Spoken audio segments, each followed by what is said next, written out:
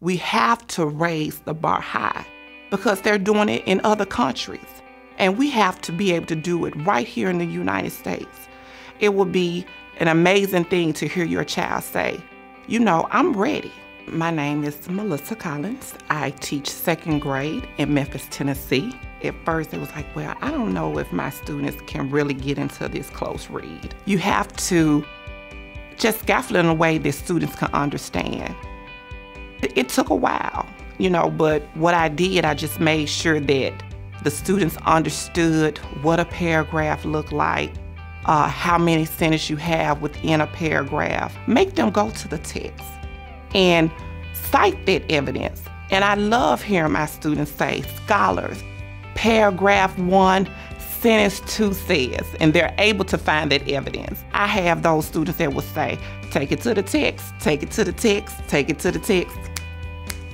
So we're just enjoying ourselves. And I remember one teacher came and said, you know what, it worked.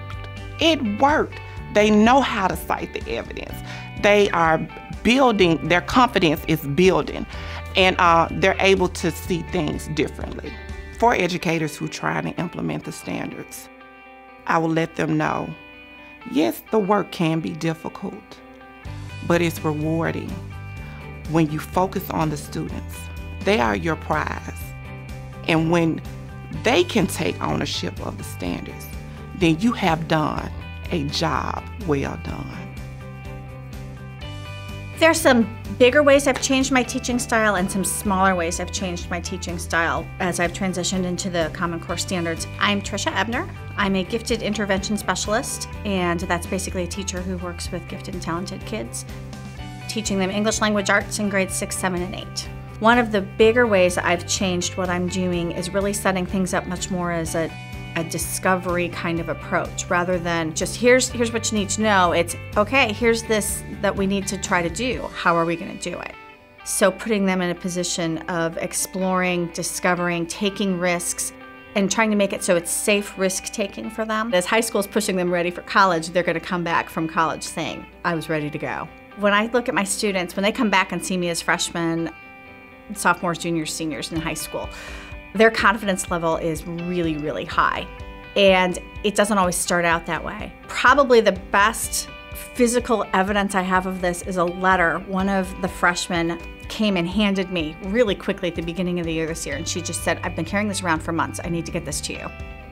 And she wrote it in crayon at 2 in the morning. And it's a 2-page letter. And the line in there that I'm carrying, it's with me right now, I carry it with me everywhere I go, is she taught us how to think, and she was talking about me in the third person. She said, how did she do that? But it's something that I needed and I'll never forget it. And that's what it's all about. It's just been very exciting to see students discover really how to think and how to react to the text. That it really helps them to think about how to think and how to learn and how to help each other to learn as well. My name is Ashley Bessex, and I teach here in DC at Phelps High School. What the Common Core does is that it really pushes teachers to push kids into thinking critically. And I mean, what better way to do that is to give students a rigorous text and then scaffold it and help them to really understand the nuances of that content. We started teaching argumentative writing this year. What was really cool was to see how they applied that to writing an argumentative paper. And then students were able to pick their own topics. And we talked about gentrification. Students were talking about high school dropouts, which really helped them to think about not only how they were thinking, but how it applied to something that we see every day, which will be like investigative stories. We are teaching our students different ways of thinking about things and different ways of doing things. And that's what life is all about. Everyone has their own way of learning and their own way of applying that knowledge. And Common Core really embraces the fact that, you know, everyone's different, everyone thinks differently, but at the same time, we can all think critically. We have to communicate with other teachers in other school districts because we don't have to reinvent the wheel. Somewhere out there, another teacher had that problem and she was able to resolve it. So, you can borrow some strategies from other teachers in other school districts as well.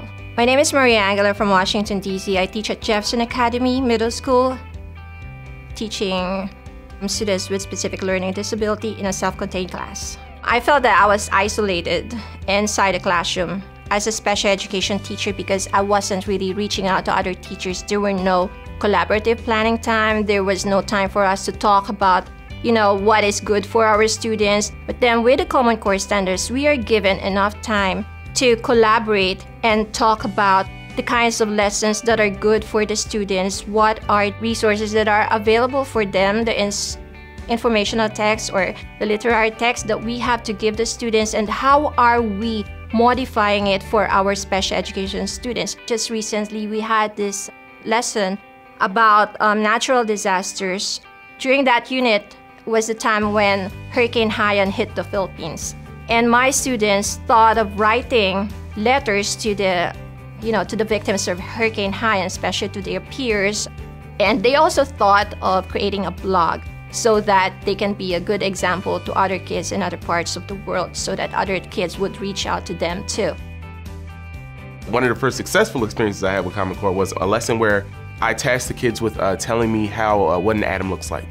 My name is Vico Lucas. I teach in a school called Iroquois High School, Iroquois Magnet Career Academy in Louisville, Kentucky, and I teach what I can best describe as freshman physics.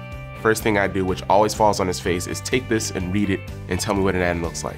Within 10 seconds, nobody is looking at my paper. They're talking, they're cracking jokes, these kids are doing their thing. Nobody's doing what I want them to do. So I garner their attention and then they all look at me with that look like, oh snap, we did something we weren't supposed to do because they know they're supposed to be doing my work. Instead of making them read it, I read it out loud to them.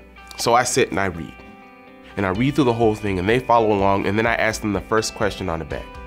5 hands shoot up. I ask the second question, 10 hands shoot up. That's essentially what Common Core is to me. Like, I take something that you didn't want to do 5 minutes ago, show you how to do it, and then you have my lesson in your hand and I didn't have to give you a bunch of notes. What I have had a lot of experience with is having arguments with my parents over why their kid is doing so much reading. One of the more interesting arguments I had with one of them was she wanted to know why her son had to read so much in science class. They wanted me to give him some notes instead of making him read, and I refused. They wanted PowerPoints. They wanted little PowerPoints that said every single thing that he needs to know. They wanted me to do it the old way, and I could give him that, and I even had it, but I fought her on it because I wanted her kid to learn how to read. Either I hit him hard with this skill now, or later on he's gonna get hit hard because he doesn't have it. And you can't say no to that. Nobody says no to, yes, I want my kids to know more. When you expect more out of students and you provide the scaffolding, kids will rise to it. I think it's very important that the rigors come back. I know what I have to do in my own learning, and I want that for every single child. I'm Mary Christensen, and I am a literacy coach in a 456 intermediate school in Quincy, Illinois, and we have about 1,500 students. I'm going to speak as a mother. My daughter is a senior at St. Louis University. I talk with her a lot, and I ask about, what's the expectation in college? She is expected to read textbooks and understand it. No longer are professors showing up and retelling the textbook. One of the things that the Common Core asks us to do, one of the biggest shifts, is close reading, more complex texts. We can't just assign it, but we need to be teaching kids how to actually do that. Teaching kids to reread. You don't necessarily get it the first time. Another expectation of what she has to do in college, she has to write in every single class. Philosophy classes, organic chemistry. It doesn't matter what class she is taking, she has to write. And the Common Core asks us a lot, even as teachers. It's asking us, it doesn't matter if you're a science teacher or a social studies teacher, you're going to be having kids write. You're going to be teaching them how to write. Our world is completely different, and we have to prepare kids for that. And if you're not ready for that, then again, go and ask for help, because there are so many structures in place now for collaboration and coaching